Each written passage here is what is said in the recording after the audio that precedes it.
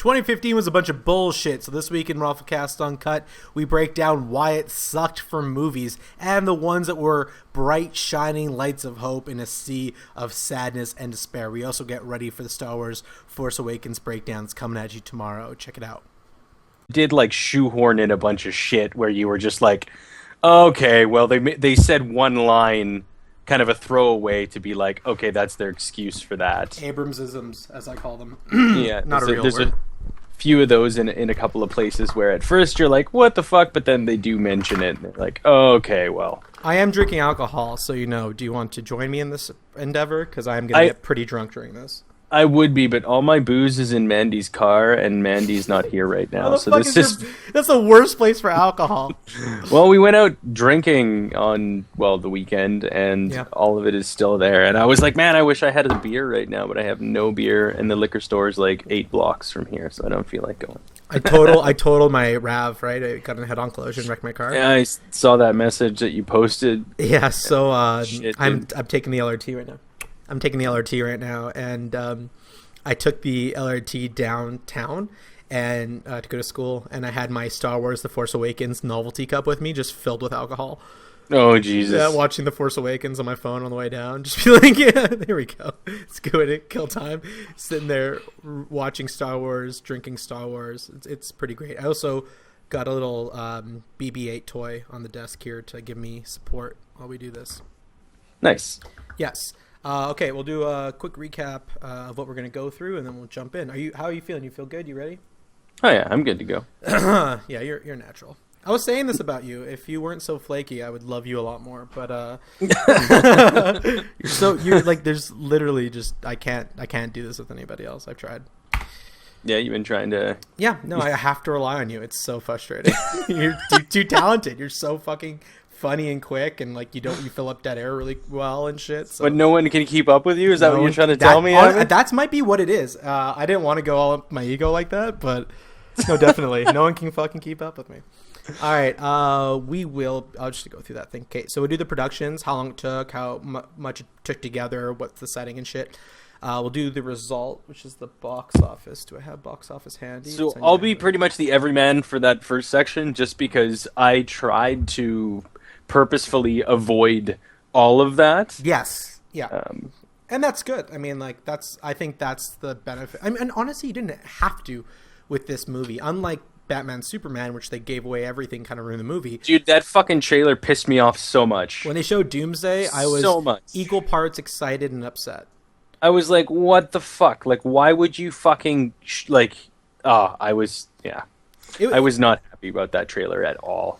I like, you know what's funny thing? There's two things that happened for me in that trailer. I didn't like the idea of Eisenberg being Luthor, and I didn't like the idea of Batfleck.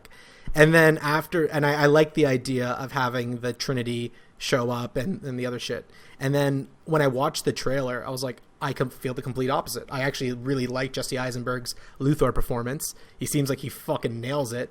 And I think Batfleck sounds cool. He sounds awesome. His Bat voice is great. Yeah, I didn't mind Affleck at all. I just think that they really... It was a poor trailer. It was just so poorly done. I didn't like the pacing of the trailer. Even. Yeah. It was fucking cluttered, and I between you and I think they should have saved the Wonder Woman reveal for the movie. People knew that Wonder Woman was coming because she was on the cover of Complex and shit. Yeah, like they've been kind of talking about it, but what I've been trying to do is movies that I actually want to see. I've been trying to avoid fucking diving into any of it. Yeah. Just to get the most like. Well, it's because trailers are so bad now. Like it's almost embarrassing. I know. But we should talk about how the trailers for Force Awakens were really well done. That's one thing that they nailed, honestly. Yeah. Trailers were awesome. The what's this called? Gal Gadot as Wonder Woman pisses me off probably the most of anything in that movie. I mean, I hate Doomsday's face. I think he looks fucking stupid. But and I hate that he's using Batman's laser eyes immediately. That was something that came out much later. I like Star Labs though, but I don't like Gal Gadot as it because Henry Cavill, his girlfriend or ex-wife or whatever, was Gina Carano, the professional MMA fighter who was in Haywire and she's in the new Deadpool and shit. She's a like buff, beautiful, dark-haired woman with olive skin. She would have been fucking perfect for Wonder Woman. but instead they get a 70-pound girl, Gal Gadot, from fucking what's her only movie credit? It's fucking Fast and the Furious. Like, that's it. That's what they're basing this on, and they make her Wonder Woman. I like Jason Momoa as Aquaman, though. He looks fucking perfect. He's sexy as he does fuck. look pretty badass. Yeah, I will say this, though, in defense of Gal Gadot, is that, I to be honest, I haven't seen any of the Fast and the Furious movies, but... What? Yes, you have? Well, not since, like, the second one, to be honest. I think have you not seen, like, the Tokyo Drift or nothing like that? Nope. What are you doing with your life? Not watching Fast and Furious, but like Daisy Ridley did an awesome job in the Star Wars movie, and I sort of had no expectations. I had never seen her in anything before, and I think there's potential there for like. Before? I don't even think so. I think she was in something. I don't fucking know. Oh yeah, she was in. Oh, she's actually voices for a couple animes. And she was in a movie called Scrawl. I saw her on the TV show Mr. Selfridge, actually. But aside from that, a couple small cameos in TV shows, and it seems like that's the only one she's been in. Yeah, like she's young, dude. She was born in '92. God damn. She's been on barely anything. The other one that they were revealing too much about was the Captain America Civil War trailer. I thought it was a very good trailer. I just thought it gave away way too much because you saw who was on which side, which is really the big reveal in the comics. It really upset me. But I love that Anthony and Joe Russo are directing this one now, because they directed Community paintball episodes and like a lot of good episodes of Community, and then they directed the best of the Avengers movies, at least in Captain America 2.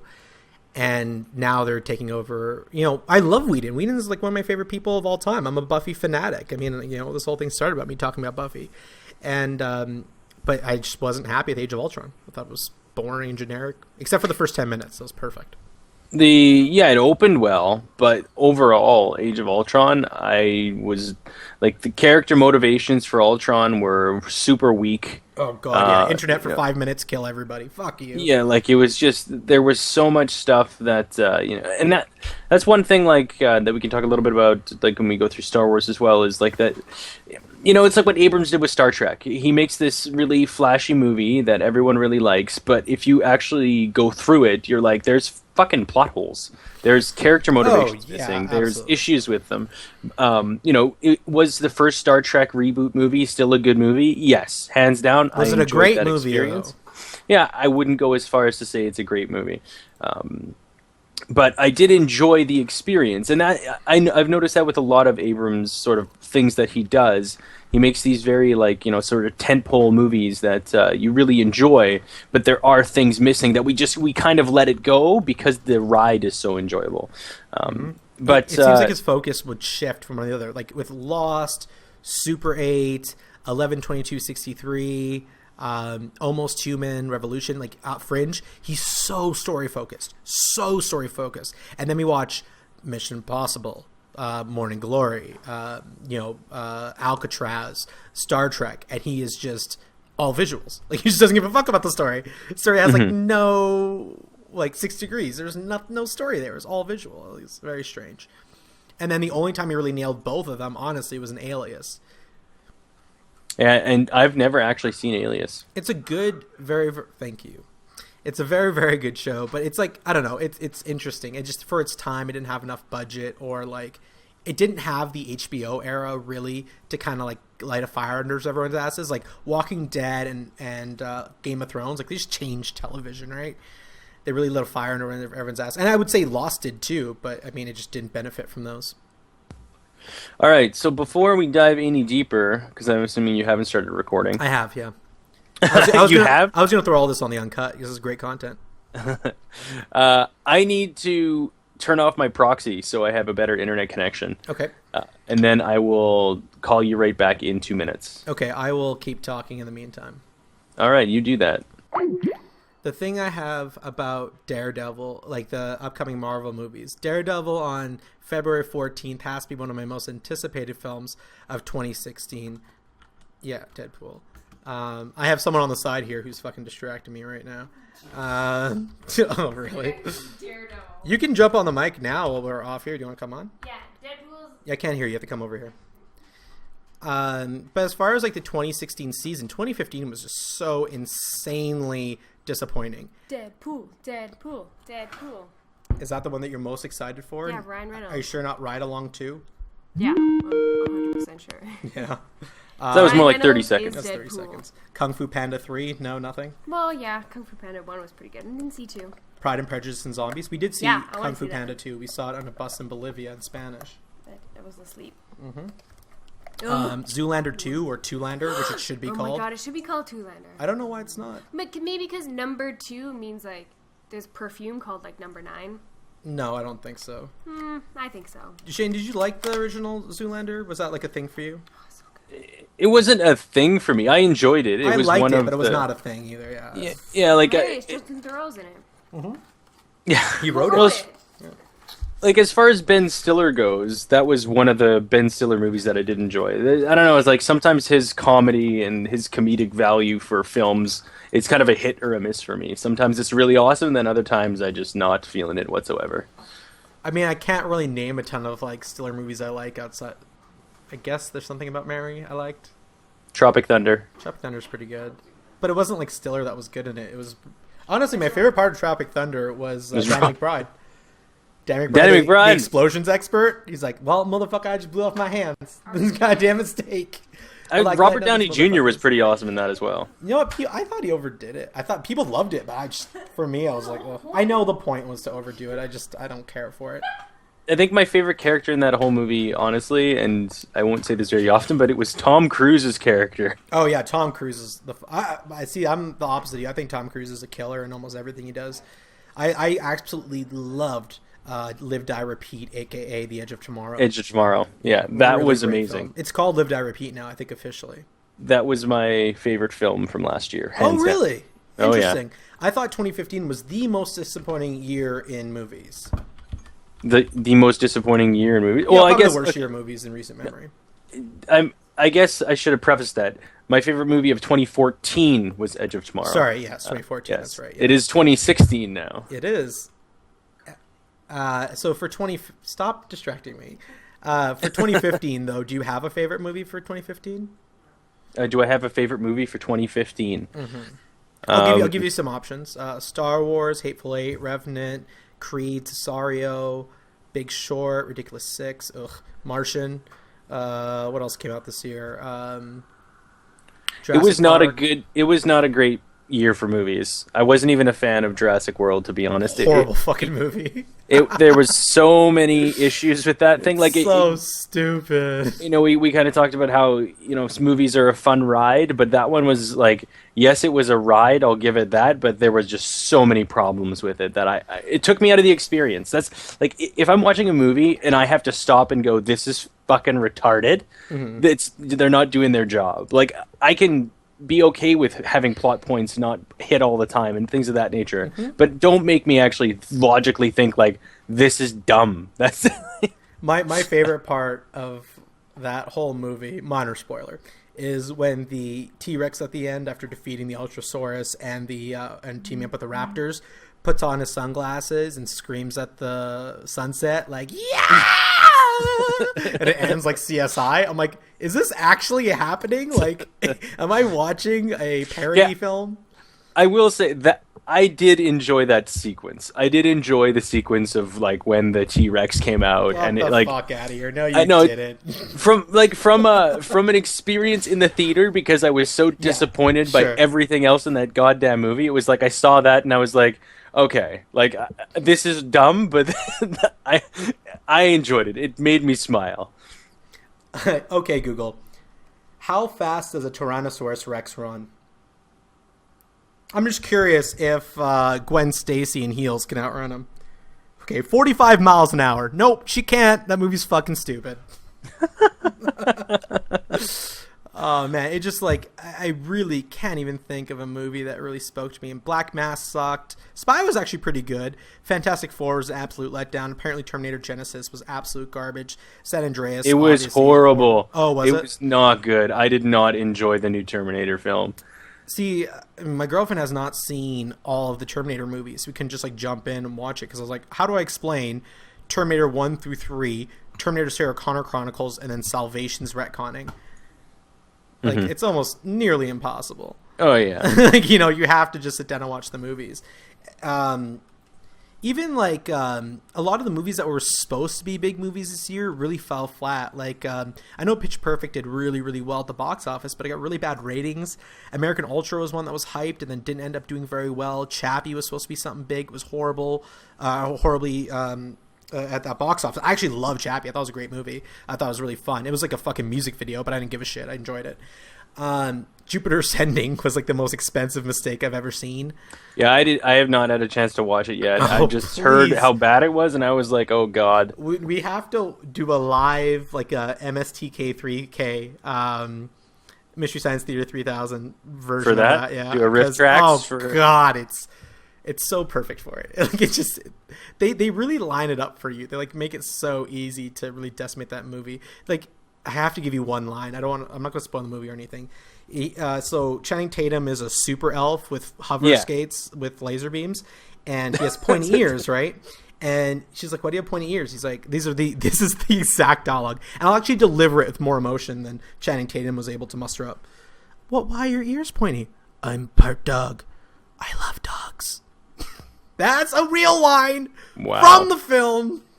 What is happening? That's like what is happening? That's the script writing that we see in such great movies as The Phantom Menace and Attack of the Clones. You know, going back and reviewing the original trilogy, I just really learned what horrible garbage that was. Like you're saying the original trilogy? You're talking about the prequels? No, sorry, prequel trilogy. Yes, thank you for... another thing was like these movies that were all very serious the year before, like a very dour, you know, more serious tone, ended up being very lighthearted and silly later on. For like the tones of the series, Jurrasic World being one example, Spectre being another one, very slapstick and silly, not a good movie, highly reviewed for some fucking reason, but just not good. It's the lowest rated of the quadrilogy, I would say, the Daniel Craig quadrilogy. Rogue Nation, another one that was Mission Impossible, that was just fucking silly compared to Ghost Protocol and the other ones. Even Ghost Protocol is pretty silly, but this one's like ridiculous. Well, the one movie this year that kind of got a lot of praise that, at least from my perspective, I don't know how much of it was deserved, was Mad Max Fury Road. You didn't like it? It wasn't that I didn't like it. I thought, again, like from a film, like a summer blockbuster style film, it was good popcorn type style movie, and also, you know, it very was reminiscent of those films from the 80s, you know, thinking it took me back to like RoboCop. It took me to those types of movies. George Miller, man. I mean, he is what it is. He's directed all of them. He directed Happy Feet as well. Let's never forget Happy Feet and Happy Feet 2. But from a yes, there was some development in the Furiosa character and sort of you know, having some stakes on that perspective, but it was just It's just a giant action sequence. The whole movie. That was it, right? It was a chase scene. It was a 2.5 hour chase scene. Pretty much. And I just wish there would have been something deeper there that made me feel more attached to the story, more But Mad intrigued. Max, let me argue for Mad Max. Mad Max was never about that. Mad Max was about kind of the setting and scenario more than it's ever been about an actual story. I would say, at least. Well, and I've never gone back and rewatched all the Mad Max films. I watched the first one when I was a kid. Yeah. So I don't even have much of a memory in regards to what those films were or what they are, which I was actually kind of thinking about doing that before I went and saw Fury Road. I just never got around to it. I think it takes place between... Fury Road takes place between Road Warrior and Beyond Thunderdome, in my mind at least. I think, chronologically. Well, another movie that I did actually like from this year was Ant-Man. It was... Yes, Ant-Man was good. You know, there were some campy aspects to it, and I don't know why. I don't understand what is Marvel's thing. Why must all of their villains be a duplicate of their hero in all of the first movies? It's so goddamn annoying, but... Even with that, Iron Man. They just recreated Iron Man, which I'm okay with. I liked Iron Man. Or the Incredible Hulk. When they went back and did it with Edward Norton, it was very much that same, that same type of trope. Which, in the end, because Abomination was just what's his name as the Hulk, essentially. Yeah, Tim Roth. Tim Roth. Yes, there we go. Amazing. But I did really enjoy Ant-Man. That might just be because I'm a huge fan of the lead. Yeah, you're a big Paul Rudd fan, huh? Who's not? I mean, anyone who watched Clueless, I think, is not a Paul Rudd fan. I know. I love Paul Rudd. I do. I have such a man crush on him. I just think it's so funny because every fucking guy is the same. We all love Paul Rudd. Everyone loves Paul Rudd. He's like the most likable guy in Hollywood, I'd say. Totally. Pan was a huge disappointment because like even the original Peter Pan, not original, but the 2003 one, even like the remake, that was really good. Hook was really good. This new Pan was garbage, and it sucks because I watched Prisoners recently with Wolverine. Holy balls, that nigger can act. Jackman blew me out of the goddamn water with that movie. Really fantastic film. If you guys have not seen Prisoners, watch that movie. It's really good. I have not. I haven't seen Prisoners. I haven't even watched the last Hunger Games film. You know what? Okay, so the last Hunger Games, stupid. I mean, all the fucking Hunger Games are dumb. But this one was probably one of the better ones. Probably, maybe not quite as good as the second one. Like, the first one was horrible. It's just absolute dog shit. Like, unwatchable dog shit. Second one... It felt like a made-for-TV movie. Yes! Like, that's what that first one felt like. And it was huge. It had a bigger budget than fucking Lord of the Rings. And they could not, like, pull out a decent movie. Katniss Everdeen was supposed to be starving in that movie. It's called The Hunger Games. That bitch fatter than I am. She has chubbier cheeks than I do. Jesus. And then the second one was actually a really interesting movie about PTSD and how PTSD affects you. And, you know, they changed directors for that one. I'm just going to check what Catching Fire was directed by. Because the first one was directed by Gary Ross. And he also wrote it. And Gary Ross is known for probably one of my favorite, actually probably 3 of like the best movies ever made. Pleasantville, Seabiscuit, and Big. And Dave, also a really great movie. And like he just does those types of lighthearted comedies so well. But then you give him Hunger Games and he just fucked it up hardcore, you know. And then Catching Fire, far better film, directed by Francis Lawrence. Now Francis Lawrence, as we were talking about earlier, I mean, he directed Constantine, I Am Legend, like visually just a stunning fucking director. And then they got him to do the subsequent 2 films. So. He also did a TV series called Kings, and if you haven't seen it, it's a modern version of Game of Thrones. It's really amazing. I Am Legend also is the one that did the Batman Superman poster for 2014. Do you remember that? Mm-hmm. Yeah, so like for people who don't know, Will Smith is walking through Times Square after the fall of New York, and it's all overgrown and stuff, and it's set in the future, and you see a poster in the background for Batman versus Superman set for 2014 or 2015. I think it was 2014 in the film. But that's pretty cool how they like predicted the exact year almost. I thought that was really great. So they got Francis Lawrence to direct Catching Fire, Mockingjay Part 1 and 2. But he directed one movie for Mockingjay, and then they cut it into 2 movies. And that's why Mockingjay Part 1 was absolute dog shit. It was as unwatchable as the first movie. And the reviews, you know, they definitely say that. And then the last one, like, it was equally as dumb, but the story was better, the acting was better, the action scenes were thrilling, the action scenes were fun as fuck. Francis Lawrence is an action director. It's always hard when you take those types of movies and you chop them into part 1 and part 2. The first part always tends to be disappointing. Like, look at the first 2 Harry Potter films that they did that with. You know, First Deathly Hallows was them in the woods. Yeah, exactly. It was not a very, I don't know, compelling part of that story, right? And you're just waiting for the end to come so you can get to the next one. Right. That's what it is. You're anticipating the next one. Now, I'm not a huge fan of the series, but I know you are. Was Twilight Breaking Dawn like that as well? Was part 1 not as good as part 2? Fuck you. Francis, I have seen the first Twilight. That's the only one I ever watched, and that is the only one I will ever watch, unless there is some like reason where maybe potentially making fun of the rest of them. Then I have no desire to go through it. Like I've read a lot of horrific things, but I would say that Twilight is the worst thing committed to paper since Schindler's List. Which decided which choose live or die.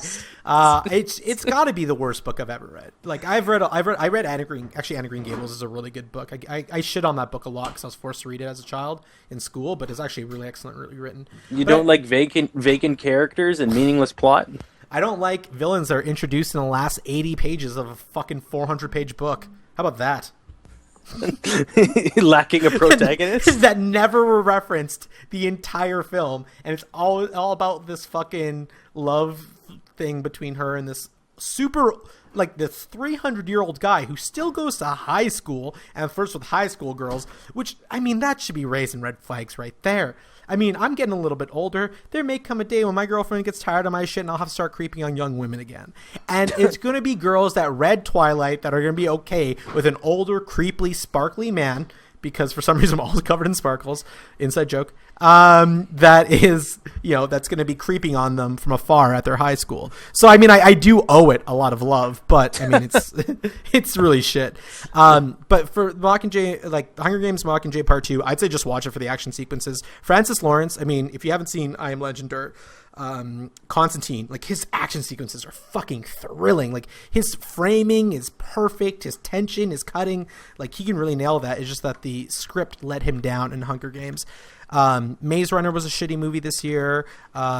Crimson Peak let me down a little bit. 50 Shades of Grey we knew was gonna suck, so it didn't really surprise me that sucked. Goosebumps wasn't great. Insurgent wasn't great. Fantastic Four was a huge letdown. Josh Trank is one of my favorite directors. He directed my favorite superhero movie, Chronicle.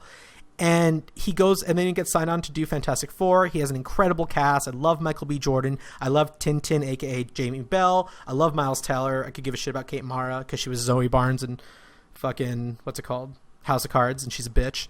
But it had everything right. And then like what we saw with Spider-Man, Fox comes in and ruins the film, and then Josh Trank gets blamed. Josh Trank was set to direct the Rogue One movie and the next Star Wars film, and he got kicked off of it purely based on the bullshit he had to go through with Fox because he could not work with Fox.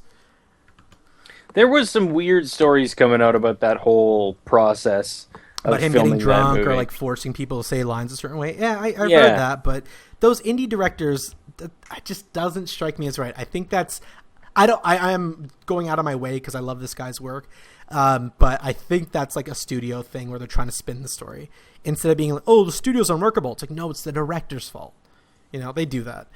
Furious 7 did quite well this year, but was not a good movie. Pixels was horrible. Pitch Perfect was not good. American Ultra, I thought actually was quite good, but people didn't like it. Chappie, once again, we talked about. Jupiter Ascending was horrible. Magic Mike, XXL, horrible. Paranormal Activity, Ghost Dimension, quite good. As far as the paranormal, I mean, you have to be a fan of the Paranormal Activity series to give a fuck about these films, but I would rank it probably second or third overall. They had some pretty... I thought it would actually be horrible because they show the monsters, which is antithetical to the entire series, but the way they did it and how they did it was really well done. And they also had the classic... I'm going to ruin something here. Should I spoil something? It's Paranormal Activity. Who gives a fuck? I could give two shits. Yeah, no one's going to care. Skip forward 30 seconds if you care. So in order to defeat the demon, they have to soak a sheet, because it's invisible, right? You have to cover it with a sheet soaked in holy water, light it on fire, and burn it back to hell. And that's where they do that. And you get this classic look of a classic ghost, of a ghost behind a white sheet coming after you, which I thought was so interesting, how they kind of brought it back to that original paradigm of those spooky ghosts. But it makes sense. You put a sheet over them, covered in holy water, burn them to hell. I thought that was a really interesting thing to do. And aside from them showing the face of the monster, which I hated, and the ending, which was horrible, it expanded the universe. It had a lot of good scares. It was a fun movie. Entourage, I feel like those are just turning into like the Saw series. They're not, though, because Saw didn't offer anything new. Saw wasn't trying to give you a bigger mythology towards a story. We knew who Jigsaw was in Saw 3. Or actually, Saw 2, we kind of... Yeah, Saw 2, we actually saw... No, we see Jigsaw for the first time. We knew at the end, at the end of the first movie, we see who... But the second one, we found out why he does it. Mm-hmm. And then the third one, we saw how he sets it all up. Whereas this one, we just found out what the name of the cult is that's causing all this shit with the Paranormal Activity goes in this movie, which is the 6th film in the series. Jesus. But you know what? It's so funny because the first 3 movies, like the first one was really good, second one was really good, third one was okay, and then fourth one was horrible. It was absolute garbage. I gave up on the series at that point. And then the 5th one was fucking awesome. It was Chronicle. It was a super powered horror film, and it was so much fun, super different, really loved it. And then they ignore all of that shit and go back to the girls in this new one, but they still did a pretty good one in this one. I would still say it's the best third overall. Entourage movie, not good. And yeah, it's just like, any of these movies this year, anything stand out? Like, really nothing. Well, the main standout, to be honest, was Star Wars. You know what? I would say Mad Max, Star Wars, and Ex Machina are the only films this year, and Chappie are the only films this year that did not disappoint me. Ant-Man. I didn't think Ant-Man was going to be disappointing. I thought Ant-Man would be good because I love Paul Rudd. I heard that they're going to do the abuse storyline with Hank Pym and not ignore Hank Pym, which I thought was so brave with Michael Douglas. Because Michael Douglas, let's not forget, for people who are a little younger, he's been charged with domestic assault. He's been in movies about domestic assault. I mean, he's kind of the perfect Hank Pym, to be honest. But he did a great job. Great job. He's a really underrated actor. Evangeline Lilly didn't need to be there though. She's essentially useless. And same with Anthony Mackie. I could give a fuck about. But know who was kind of my unsung favorite characters? Who? T.I. and Michael Pena. I thought they were just so fun. They were so funny. Really great stuff. Yeah, they did a lot of good comic relief in that. Another two sort of mentions that I'd like to make. I watched two really good documentaries this year, and we don't usually ever talk about documentaries. I'm obsessed with documentaries, which is hilarious because I watch a ton of them, so it's funny that we don't talk about them.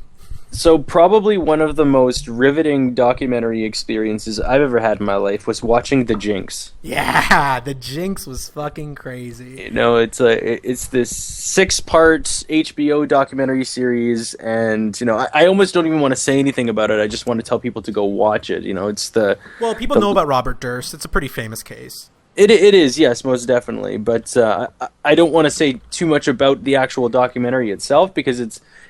You know, it's almost one of those things you're watching it and you almost can't believe what you're seeing, and you're just like, dear God, oh man, it was such a mind fuck for me watching that, and I watched the whole thing in one night. Oh really? Yeah, that must have been fucking heart wrenching on you because that's. Did you tough. watch it? Yeah, hell yeah, I watched the hell out of that series. I loved it. I watched it twice. It's one of the I rarely watch things twice. The Jinx was something I went back and watched a couple because. Without giving anything away, he is a compelling millionaire psychopath. He's just compelling. I mean, there's something about this the way he blinks, the way he looks, like the interviews. His demeanor. The interviews were the most interesting thing about him because the lengths he went to, and it's just I can't say much. I mean, without giving away, but it's fucking fascinating. Did you watch Making a Murderer this year? No, I have not, but it is on my docket of things that I need to watch on Netflix. Yeah, okay, well, definitely grab onto that because if you like this, you'll definitely like Making a Murderer. Although I will say this for people who watch it, the first episode's hard. I turned off the first episode because I wasn't getting into it. But if you struggle through that, it gets a lot more interesting. They did a very good job of mimicking the style that they did with the Jinx and with Serial. Also, new season of Serial. If you guys are watching or listening to that, it's really good. Another documentary that I watched that I really enjoyed was Going Clear. Yeah. You know what? I didn't learn a ton of new things from it, but it was the most concise version of the shit that I've known before. Yes, and it was very good on sort of explaining, you know, a lot of things that, at least for me, that I didn't know about, like the whole Scientology process and what their religion is about. Yes, we all know the Xenu stuff and all of those sorts of things from South Park and other places, but this just did a great job of sort of going into the details of what that whole infrastructure is and like that monstrosity of Scientology. It's pretty crazy. There's a couple really good documentaries, one done by the BBC and one done by Louis Theroux on Scientology, and they go to war with this one guy from the BBC, and you can see them screaming at each other and throwing shit at each other. They're stalking each other, suing each other. It was amazing what they went through to fight each other. You can watch all of that on I think it's called Exposing Scientology. You can watch all of it on YouTube. If you just actually look up Scientology on YouTube, you'll probably find it. I'll post in the links. But it gave a lot of the look because they were investigating that main guy, David. They were investigating him for 3 years, and it was all about that and about the shit that he was doing and them being enslavers and stuff like that. And so he comes after the reporters and starts investigating them and, you know, harassing them and shit. But it exposed a lot of stuff, but I think Going Clear was the most concise kind of wrap-up of all of that. Really, really good stuff, though. I like that a lot. I also finally watched Blackfish this year. That was the worst thing I've ever done. Like, it was a very good documentary. You depressed after? Oh, God, man. I've never, like, that with and The Cove, like, just watching those just break my heart. Something about seeing people die I could give a fuck about. Like, I was watching Making a Murderer. I'm like, I could give a shit if this guy went to prison for the rest of his life. He hurt a cat. I don't care about him. But when I see animals, man, it breaks me. Like, it fucking breaks me. Did you get a chance to see Call Me Lucky this year? No, I haven't seen Call Me Lucky. So Call Me Lucky, I guess it's kind of about a comedian. It's Bobcat Goldthwait's documentary about this guy who was abused as a child and then comes up to like his dark past and how it invented his comedy and stuff. And it's a really interesting balance between comedy and tragedy. It's really, really good. That's a documentary? Yes. Oh, okay. Also, What Happened to Miss Simone? Probably one of the best ones this year about Nina Simone. It's just I learned so much about her. I know her music. I just didn't know her. And I think it's the best rated one this year as well. And The Nightmare we also watched this year, which is interesting. They do it. It's about sleep paralysis, and they kind of make it like a horror movie. And I thought that was kind of fun. Well, I watched the I Am Chris Farley documentary. Ooh, how was that? That one I wanted to watch. Yeah, it was good.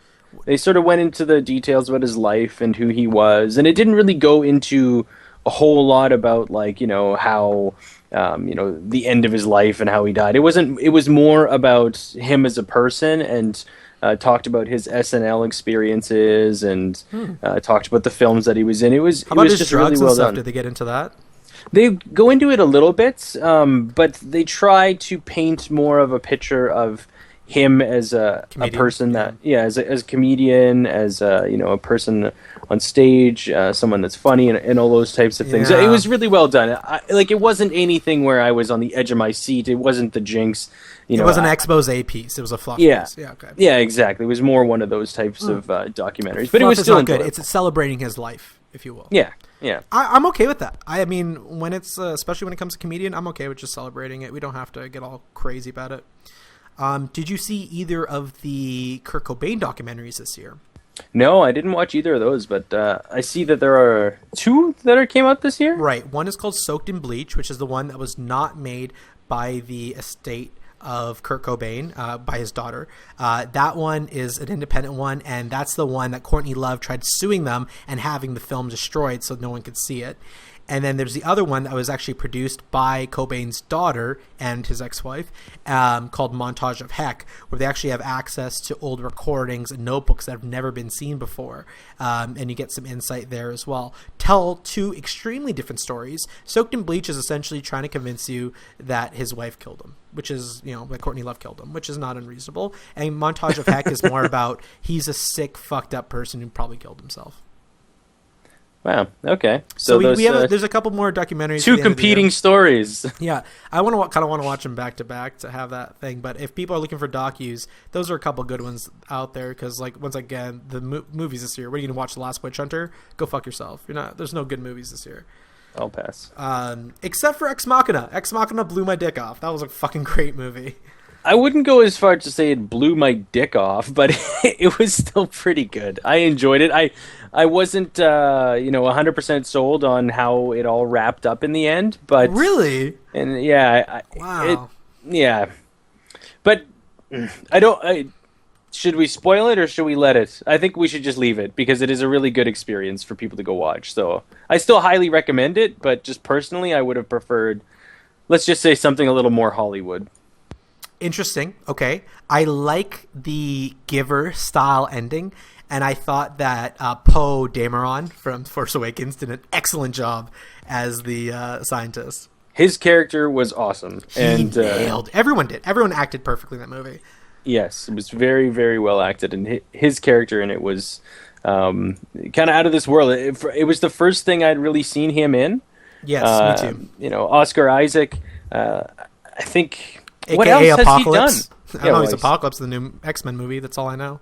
Yeah, that being said, I feel like maybe we should roll into our conversation. Yeah, we should Star probably get Wars. into fucking here. 1 second, I'm gonna check Oscar Isaac's. Oh, he was in Inside Llewyn Davis.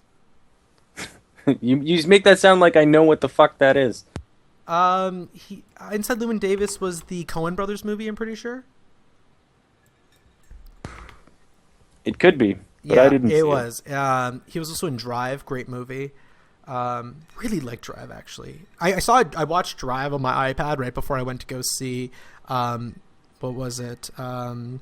The movie with Joaquin Phoenix they just recently did, the murder mystery one. Okay. What the fuck is it called? I can't remember. Anyway, and it ruined it for me because Drive was so good. Oh, he's also in Che, Body of Lives, Agora, Robin Hood. He's Blue Jones from Sucker Punch. Forgot about that. Won't Back Down, that horrible movie. He was in that. A Most Violent Year. So nothing huge. Yeah, nothing huge. A couple of universally panned films as well. Yeah. Well, I mean, he's a great actor, though. I mean, it is what it is. I'm done talking about 2016. Oh, I'm not. I missed a couple movies. I will go through them very quickly. Believe you mean 2015. 2015, sorry. It Follows, best horror movie this year. Incredibly well directed, interesting kind of concept, really fun, kind of scary. Not really scary. It's more about how cool the direction and clever camera tricks were. There was some stuff I didn't like about it, but I thought it was very good overall. It has a 96% on Rotten Tomatoes and 8.2 out of 10. So if you want to see a good horror movie on Netflix, it's called It Follows. Also, The Martian. I had a lot of fun with The Martian. It was just... Yeah, I enjoyed it. Yeah, I liked it. I love Matt Damon's character in it. I love how he's like... the only someone like that who's super positive and cocky could have like made that work, and he did it. Oh yeah, he was made for that role. Yeah. Selma, I thought was an Oscar grab. I know everyone loved it, but I don't know. But okay, funniest movie this year, What We Do in the Shadows. It has to be the funniest thing I watched this year. I love Flight of the Conchords, and their movie about vampires was low budget and fucking hilarious. So and it has a 97% on Rotten Tomatoes. So I highly recommend seeing What We See in the Shadows. And finally, how did I forget this? Creed. Creed came out this year. I love Rocky movies. Creed was great. It wasn't Rocky Balboa good, but it was very good. Yeah, I haven't seen Creed or that Flight of the Conchords film, so I should definitely put them on my docket. I believe What We Do in the Shadows is on Netflix as well. Really funny, independent New Zealand film. All right, let's get into the main podcast. Give me 1 second. Okay, wait. Before we do that, Ash versus Evil Dead. We haven't watched it yet. We're catching up on Evil Dead right now. We watched Evil Dead 1, watched the remake of Evil Dead, and now we're going to start watching the show. Excellent. Yeah. Are you gonna watch Army of Darkness before you watch the show? I was thinking about it because we've already seen Army of Darkness, but I haven't seen it in a while. But I know it. Like, I've seen it a couple times, so I know the film. So without saying any spoilers, I'll say this. Ash vs. Evil Dead is very Army of Darkness. Is it? I thought it was more Evil Dead-y. I would say it's... Well, you could say that Evil Dead 2 is... Either way, it's fucking great. Did you like the remake of Evil Dead?